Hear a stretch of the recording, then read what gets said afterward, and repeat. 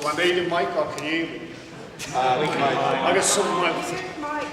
Well, it's going to be really difficult like this, but okay, thanks. My name's Pinkney, I'm president of the RMT, and I wanted to talk tonight in a personal capacity because for those of you who know the RMT, we're probably one of the most progressive development unions in Britain, if not the only one in my opinion. However, I'm not here to speak on behalf of the RMT because we support many parties, people write in and we support whoever in the area if they go along with certain issues that we want. What I'm going to talk about tonight in personal capacity is something I've been talking about for the RMT for quite a few months now, about the need to broaden the left and build a movement. And there's definitely the appetite for it out there, as seen by the anti-austerity marches, etc. But people want something else, because I've been saying, we call them the TUC, we're quite one of the foremost trade unions asking for a general strike, because marches are all well and good, but when a march is finished, then what? But not only do we need a general strike, in my opinion, we also need, in the trade union, our trade union's opinion, a broader left of some sort to take things forward. Because I'll talk about the three main parties. You have the Tories, and people complain about the Tories, but I'm not one of these people because at the end of the day, the Tories are what they are. They're there supporting their people. So I've got no objection to them. They can do what they have to do, the same as the Liberal Democrats.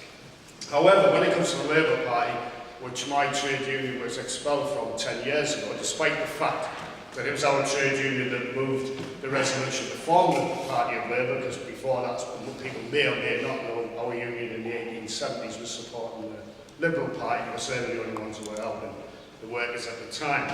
We were expelled for having the nerve to support somebody else in Scotland. And people talk about the Labour Party, and people still get sentimental about the Labour Party. But in my opinion, and my trade union's opinion, the Labour Party in 1946 that nationalised many industries, give great social housing building, formed the NHS of course, and better education, is long gone. As I said, I spoke recently at the Green Party meeting, it's irredeemable, it isn't going to change, there is no way that party is going to change. Yes, there's good MPs in there, there's good workers in there, but the party itself is not going to get changed whatsoever. It's still the same as the others. As my General Secretary usually probably know, Bob Crow says there isn't a fat paper difference between the three leaders of the three main parties. The only party that I've seen at the moment who's doing anything is what I've spoken about, is the Green Party. They seem to have their own power struggle going on, but I'm delighted to say that my trade union will be supporting Caroline Lucas at the next general election in Brighton, and she's got a private members bill tomorrow to renationalise the railways, but the Green Party have actually gone further than that. They're calling for the renationalisation of all the major industries again, such as gas, electricity, etc. And it quite surprised me at their meeting. It was a bit like being at an old Labour Party meeting from the 80s. It was really invigorating and ideas are going out, and they're reaching out to the left. So, I wouldn't want to see people stand against them, but still we need to build a movement. Young people now want action yesterday. They don't want trade unions the way they are. They don't want government the way they are. They've got social media, they're out there, as seen with the riots a couple of years ago. Some people call it riots, some people say it was looting, but a lot of it was disaffected youth in Britain, and quite right, because they see no hope for the future.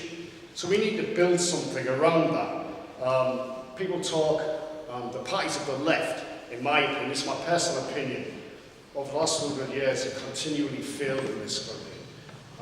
People could criticise me for that. I'm an ex-member of the Communist Party of Great Britain for many years, and it still failed, and they continue to fail. And a lot of the failure is on their disagreements over pettiness, in my opinion, dogmatic points of view. Whether Trotsky said this, whether Marx said that, Lenin, and all fine little details that go into it, stand there rowing. And we can be on the same demonstration, all opposing capitalism, which we do, but argue with each other. And we're never going to win as we do that. So we need to build something, and I don't want to talk about Syriza because I know there's a comrade from Greece who's got a lot to say about it, but that sort of movement is something that interests me as a person.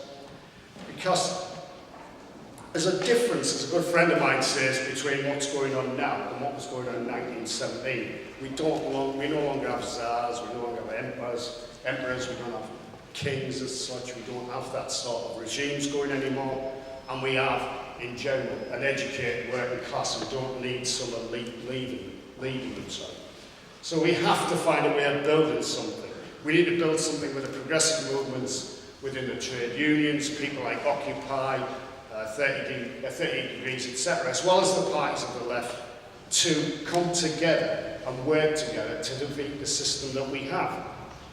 We need to be open minds. And I said this at a recent meeting between my trade union who was supporting Tusk at the moment and Left Unity, indeed, Kate was there, and Andrew, and Jan himself, and a couple of others.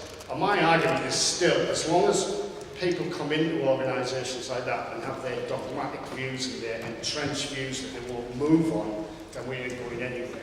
Because we'll continue to bicker and argue, and we won't move forward whatsoever. I wanted to be brief because I didn't know I was going to speak for 7 minutes, which is very difficult to get exactly 7 minutes. I usually get told off for speaking too long. But I want to say something about the movement of the left and where we are. The right-wing press continually call us lunatics for the way we are, the lunatic left, the left lunacy. But at the end of the day, it isn't the left in any shape or form or the workers of this world who are causing poverty and wars and financial crises. That's quite simple, that's capital. And what we need to do is find a way of combating together against that. And if wanting peace, and if wanting jobs for all, and if wanting a proper healthcare, and wanting proper education, good pensions, more leisure time, a more equal society is lunacy, then all I can say is that I'm ready for the asylum. Thank you, comrades.